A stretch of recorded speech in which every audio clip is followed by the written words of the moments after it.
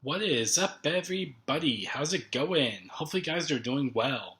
Today, I want to talk about the gaming industry and talk about the preservation of video games in general. I have a lot on my mind that I want to talk about because I've been thinking about a lot of topics that have happened over the past few months. And I just want to talk about a recent event that happened as well, which sparked this video and why I'm talking about this. So, as you know, I hate the gaming industry. It is not what I want it to be, and I've been discussing about this for years. And I feel like people kind of have been trailing on that it's a bad industry and that it's not what it used to be. And I realized this many years ago, all the way back to 17, 2016, whatever, when I started playing like more modern games and what I've been noticing over the coming years. And what I've noticed, and I go on and on about, is that these companies are just greedy and they care about the monetization and the live service model of it all. And it's not, how do I put this? It's not what the gaming industry should be and what I want it to be. Many gamers think that it should go down a like all digital route and that they praise the monetization and in-game purchases and stuff like that. But that's not what I believe. In the past, if you watch my videos, I have three criteria for when I love and play and buy a video game. One, has to have a full and complete story. Um, I have to fully enjoy it, and it has to be a great story from start to finish. So I keep on getting notifications on my laptop, so you might hear those from time to time. Second, it has to have no monetization in it. No season passes, no loot boxes, no aggressive monetization at all. And I praise the companies that do this and just build a game from start to finish without any sort of monetization of it whatsoever. And three, it has to have no major bugs, glitches, or crashes. Now I'm talking about major ones where you can't really play the game when it launches. For example, Cyberpunk 2077, when it launched on PlayStation 4, it was crashing like all the time. It wasn't a good experience and it was literally unplayable. That's why they had to refund it. So those are the three criteria, and there's not many games that do that these days. Um, yeah, there are some good games. I know Helldivers 2, I might made a whole rant about that too, where I'm not buying it because it still has monetization in it, even though you're paying for it, and it's always online game. I do not like that. And so I just noticed that many games over the past many years have had this um, not following the criteria that I have, and therefore I haven't buying it. Or if it does have the criteria, it's not really my style. Um, it's a great game. For example, I think Final Fantasy, it might have monetization in it. I'm not sure, but either way, I haven't looked in it too much. It's not my style of game, so I haven't bought it. And so that's kind of like what my criteria on this games. But the industry in general, I've been saying this for years, and people are finally starting to wake up and realize that it's not the gaming industry we love. The gaming industry I want is that I want every company to build a game from start to finish and build it with love and make that a full complete game. I'm not talking about DLC to buy later on. If you want more stuff, you have to wait for a second game. For example, if they release Spider-Man 1, everything is contained within that Spider-Man 1. There's no trailing on about DLC, whatever. If you want content, they make a Spider-Man 2. Kind of get the idea? But the thing is, it's like there's so much stuff going on. It's like it's not that way anymore. Um, so there was a recent event that happened that sparked this video, and I want to talk about the preservation of it all. And I want to talk about why I think preservation is important. So, Nintendo recently shut down and removed a lot of ROMs from a certain website. I won't say what website, but they took on a lot of their franchises. Like I think the Legend of Zelda series, they took down the Pokemon series, they took down the Mario series, they took down a lot of stuff. And Sega and Capcom were in on it, and so they took down a lot of other games like Sonic and other games as well, like that. And I don't like this idea because number one, piracy. I feel like it should be legal. And I don't condone like any sort of piracy. I'm just saying it should be legal, and you shouldn't really do it if it's still purchasable. And so, for example, a Pokemon game. Let's say I want to purchase Pokemon. I don't know, Crystal. I think that goes for 150 to 200 bucks. I'm like, that's ridiculous. Like, what has happened? I know it's a secondhand market and they don't sell these games anymore, but it's just ridiculous that I don't want to pay 200 bucks for one game.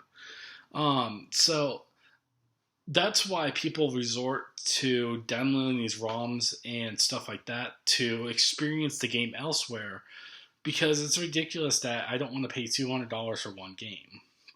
And it's not even purchasable anymore. So even though Nintendo takes these ROMs down, they're not making any money off them.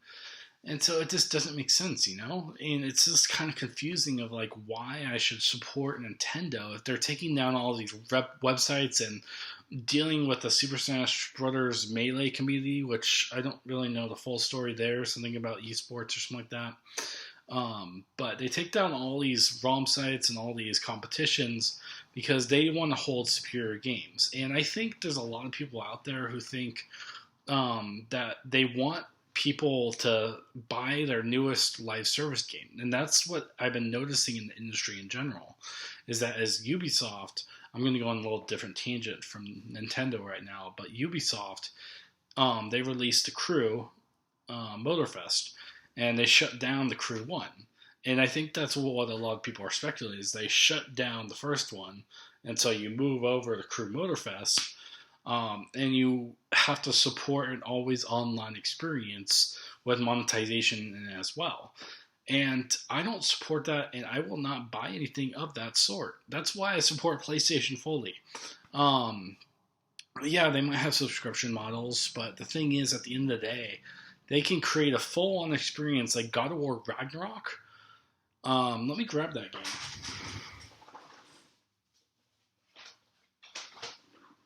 Okay, sorry about that. God of War Ragnarok. I can play this from start to finish without internet connection, and there's no monetization in it whatsoever. There's actually a free DLC that released. And again, this is from PlayStation. Like, I've seen no other company do that. Not Nintendo, not Microsoft. I have never seen a company release a full-on complete game with that start to finish, basically playable on the disc, and you can enjoy a full-on perfect experience with no monetization in it, and just have a really great experience. And that's why I like PlayStation. Same goes. They have other games like The Last of Us. They have games like Ghost of Tsushima. They have Spider-Man 2. I can go on and on, but all these are complete games that you can't, there's nothing to pay in the game. Like, really, like, imagine having to play as a DLC and you having to pay to play Atreus. Like, that would be ridiculous.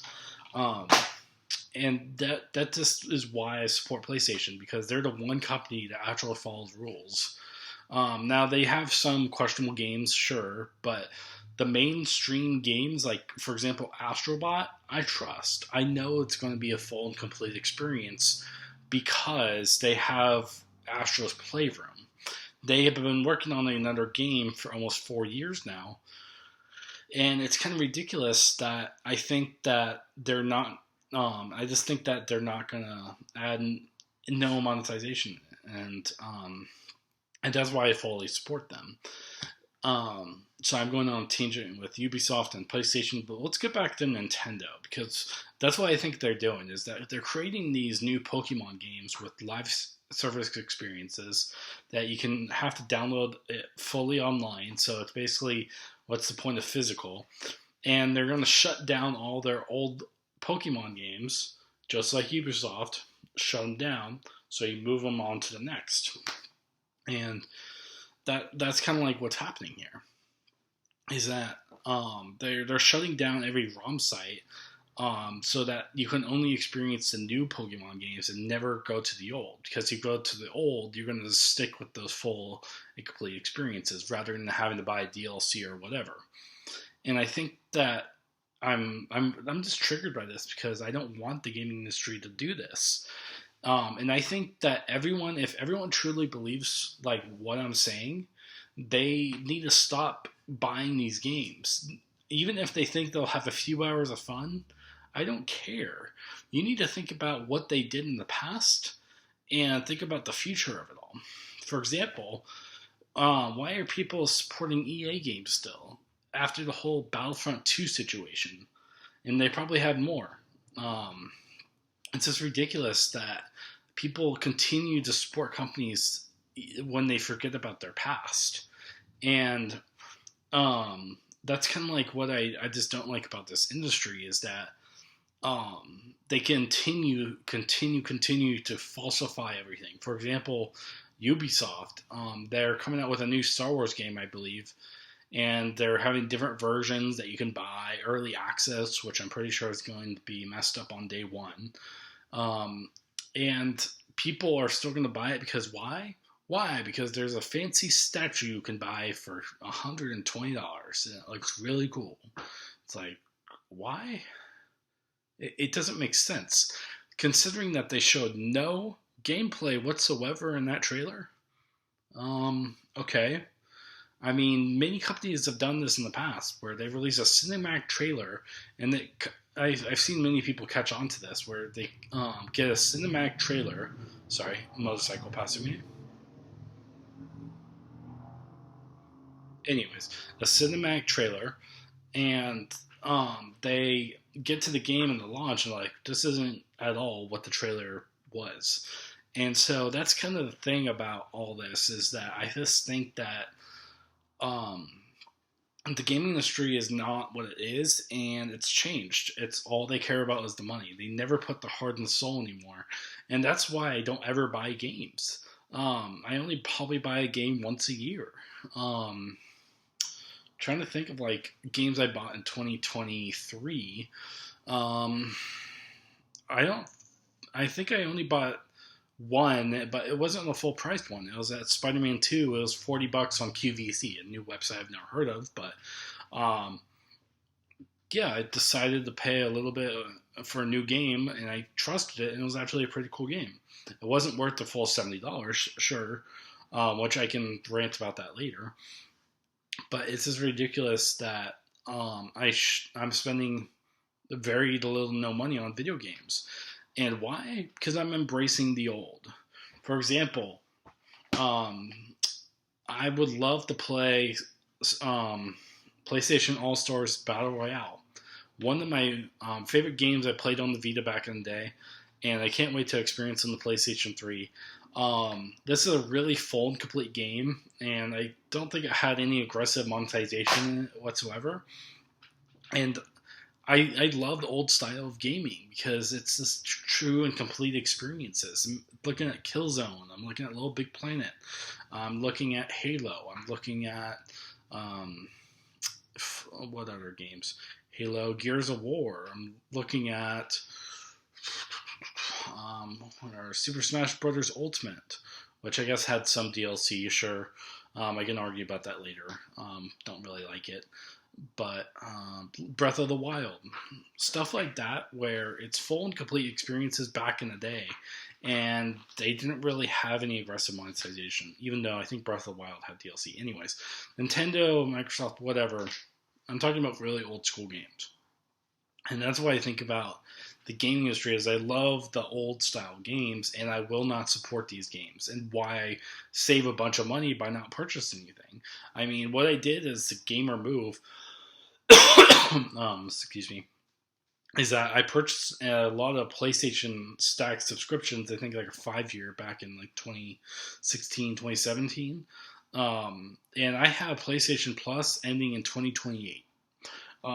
And I stacked it, and I thought it was a great deal, and it was. PlayStation is I even though I still love the company in terms of the games they put out. For example, God of War Ragnarok. I own this game. Like I could play this whenever I want with the internet turned off, and I love it. But the thing is, they raised their subscriptions even higher, so I don't think I'm going to support them subscription wise after my subscription ends. But I made a good gamer move to stack them before. Um, where was I? But yeah, the thing about this industry is that people need to wake up. It's like realize that we shouldn't be supporting these companies after of what they did in the past and what they continue to do. Ubisoft continues. For example, Assassin's Creed Shadows, I think it is. Yeah, it has multiple bundles. It probably will have a bad gameplay, especially if they haven't shown it yet, and stuff like that. Now, am I saying the whole industry is bad? No. I'm saying that most of the AAA gaming is bad. Indie companies and smaller companies, I don't mind. For example, there's when I say most of the AAA, the other percentage that is a good, I would say is what From Software, the guys who created Dark Souls, Elder Ring, etc., etc. Because there's literally one objective in that, and it is not to die over and over. They create beautiful atmospheres, great enemies, and stuff like that. Personally, it's not my game. I don't like dying over and over again, but I understand the appeal.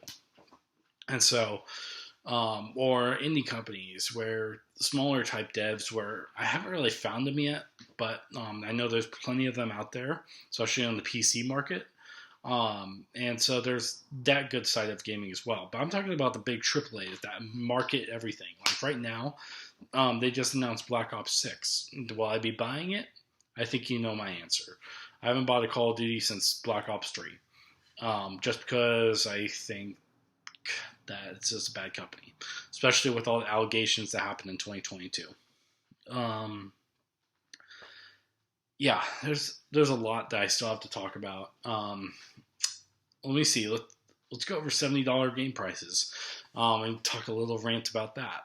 Do I really think video games should have a $70 price point? No. Because if you look at it, I God of War Ragnarok, I want to say it was like the $70. God of War regular 2018 was 60.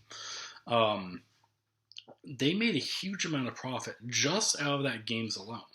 Like just selling the base game to everyone. Oh my gosh, they made so much. And I think that for these experiences, I think they should stick at $60, $70. But I think that when it comes to GTA 6 level, it's going to go to $100. And that's what I'm worried about, is that every year they're going to keep pricing. And that's why I won't support this. Unless it's a AAA top-notch game, GTA 6 is going to bring in a lot of people. $100, probably 80-hour experience. GTA 6, yeah, you bet they're gonna have a full, complete story with $100 game, but that's entice you to go online. But my point is that they make enough money with $70 alone. It's I feel like it should be lower if they have monetization involved. Helldivers 2, I didn't get mad at fully because it was $40, but they had monetization in it, which I know it's not necessary, but still, it shouldn't have a game monetization in it already. I just think that games should be reasonably priced to what you plan to spend. That's my personal opinion. I just think that if you plan to spend 10 hours in the game, you should get $10 out of it. I think it should be $1 an hour for what you get. And then there should be a cap. If you spend 400 hours in the game, 6,000 hours, there should be, I don't know, $100 max or something like that. I don't know, but something like that where it's like you should pay based on, and that's kind of like what subscription services are. And I kind of support Microsoft for Game Pass and doing that. It's like, oh, I'm only going to spend 16 hours in the game, or 30 hours playing this game, and I'm paying $17 a month. That's fine. I mean, if people just want to be one done, subscription service is the way to go. For me, I do not. I do not like that method. I like the idea of you play a game and you have the access and right to play it over and over and over and over and over and over again. For example, I've had this since launch day, and I probably played this at least 7 or 8 times over. With Duke Game Plus, I played a lot more than that. And that's why I fully support these games. But to make it $70, no. It's like, for example, this should be stuck at 60. Sorry. Some stuff fell out. And I think every game should be doing the same. Nintendo, on the other hand, I'm fine with that. As long as they make a base game and it's a full complete story with no monetization and it's $60, whatever. That's fine. But if they have DLC, they need to be lower, like 40 or 30. And so that's my personal opinion. But that's my little rant about that. Sorry I've been going on and on. There's a lot on my mind that I have to discuss. There's a lot of stuff in the industry, but basically what my point is that I really want people to wake up and realize that the gaming industry is not what it used to be. And I want it to go to the old industry. Even though it might never, I don't care. That's why I'm investing, for example, on PS3 games, PS4 games right now, because they're not full of aggressive monetization. It's not live service. That's why I'm sticking with mainly PlayStation. I'm not doing subscription models. I'm not doing any of that right now because I'm trying to have the most possible fun on the old games because I like them. Take GTA 5, for example. Sure, it's been out 10 plus years, but it's still a fun game to go back to. I can do a lot of stuff in that huge open world. Like, I can go underwater, explore all the underwater stuff. I can race an airplane. I can jump off a cliff.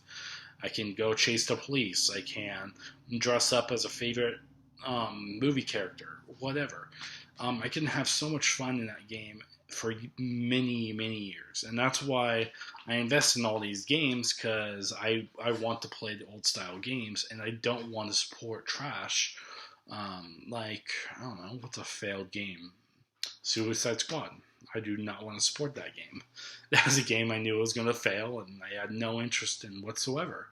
But yeah, people just need to realize that these games are not what they used to be, and they shouldn't trust them.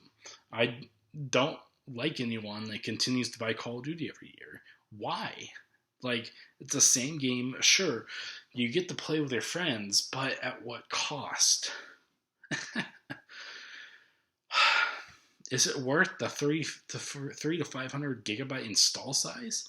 Is it worth the skill-based matchmaking and you getting destroyed every time? Is it worth the hackers around everywhere? Is it worth all that? In my opinion, no. And that's why I don't think people should buy that game, especially with the Activision Blizzard allegations that happened in 2022. And then they need to embrace the better style of gaming.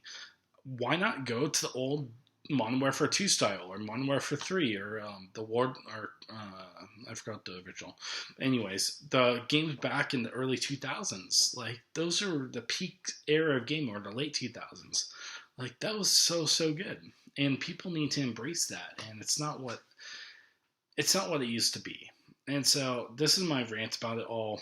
Hopefully, you guys agree with me, because I miss that era of gaming. I want it back, but it's hard to bring it back because no one wants to embrace it. Everyone wants subscription models, or companies just want to do the live service stuff, and I don't like that because it's not my style of gaming. If the companies decide to do this greedy route, A, they deserve to die, and B, the gaming industry is dead to me, and I should totally preserve these games and what they are, because I think that we should embrace the old and complete games rather than the unfinished and greedy and monetization games we see today.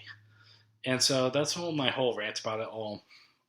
Hopefully you guys got something out of this. With lots of love and respect, guys, I will see you guys later. Peace out and enjoy.